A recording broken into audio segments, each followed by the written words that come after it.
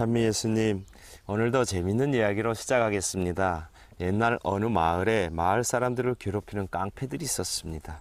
깡패들이 칼을 갖고 다니며 마을 사람들을 겁주고 괴롭혔지만 워낙 무서워 아무 말도 못했습니다.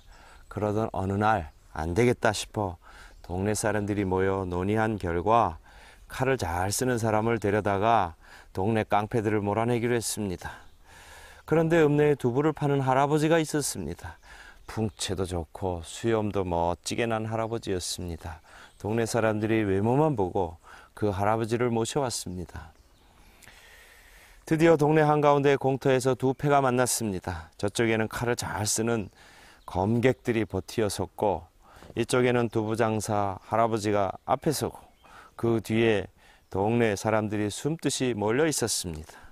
저쪽에서 한 깡패가 나와 손가락 5개를 내밀었습니다. 우리의 검법은 모두 5가지인데 당신의 검법은 모두 몇 개냐 묻는 것이었습니다.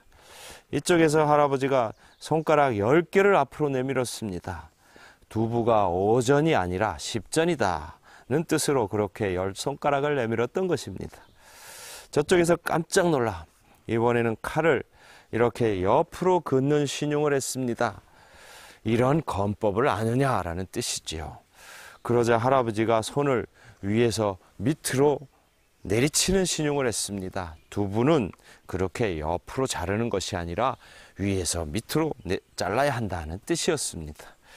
할아버지가 손을 위에서 밑으로 내리치는 것을 보고 깡패들은 두부장수 할아버지 앞에 엎드려 한 수 가르쳐 달라고 싹싹 빌었습니다. 그래서 그 동네 사람들은 편안히 살게 되었다고 합니다. 이처럼 대화가 안 통할 때는 서로 오해가 생기고 웃기는 일이 벌어집니다. 지난 시간에는 세례성사의 필요성과 세례성사의 기원을 알아보았습니다. 세례성사는 구원에 꼭 필요한 성사로 예수님을 믿고 세례를 받는 사람은 구원받을 것이다 라고 말씀하셨습니다. 정상적인 경우에는 사제가 세례를 주지만 위급한 상황에서는 아무나 대세를 줄 수 있습니다.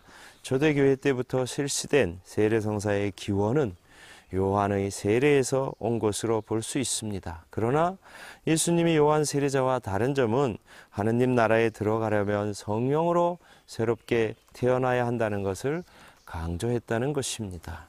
오늘은 세례성사와 믿음의 관계를 알아보겠습니다. 성령 강림을 체험한 초대교회는 물과 성령으로 태어나지 않으면 하느님 나라에 들어갈 수 없다는 예수님의 말씀에 따라 세례성사를 주면서 세례성사를 부활하신 예수 그리스도에 대한 신앙 고백으로 생각했습니다. 이처럼 그리스도교 세례는 그 시초부터 예수 그리스도에 대한 믿음을 전제로 하며 또 그 믿음을 표현하는 방법이었습니다. 그러므로 예수 그리스도에 대한 믿음 없이 세례받는 것은 상상도 못했습니다.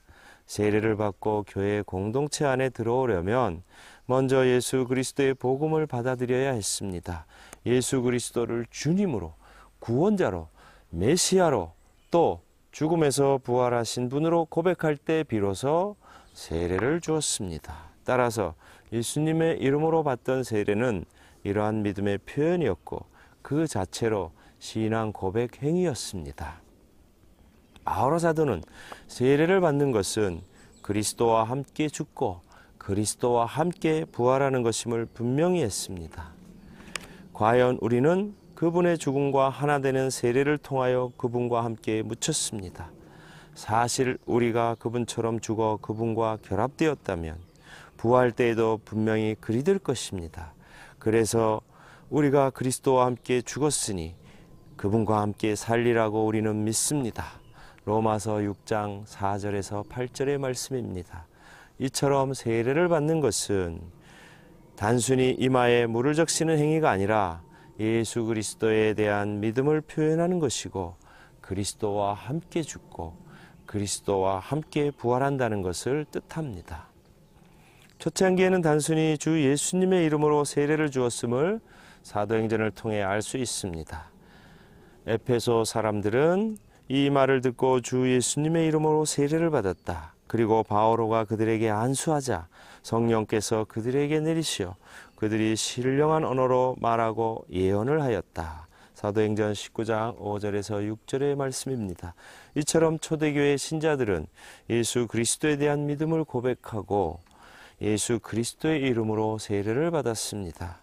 세월이 흘러 삼위일체 교리가 생겨나면서부터 세례성사의 예식이 삼위일체 양식으로 발전했습니다. 즉 단순히 주 예수님의 이름으로만 주던 세례성사를 아버지와 아들과 성령의 이름으로 주게 되었습니다. 그러나 이것은 주 예수님의 이름으로 주던 단순한 세례성사 양식의 확장일 뿐입니다. 어쨌든 지금도 교회는 세례성사를 주기 전에 예비 신자들에게 신앙 고백을 하도록 요구합니다. 마귀를 끊어버리고 성부와 성자와 성령에 대한 믿음을 고백해야 비로소 세례성사를 줍니다. 이처럼 믿음은 세례성사를 받으려면 꼭 필요합니다. 위에서 살펴본 것처럼 세례성사를 받는 전제로서 믿음의 필요성은 초대교회 때부터 강조된 것입니다. 이상으로 세례성사에서 믿음의 필요성을 알아보았고 다음 시간에는 견진성사를 알아보겠습니다.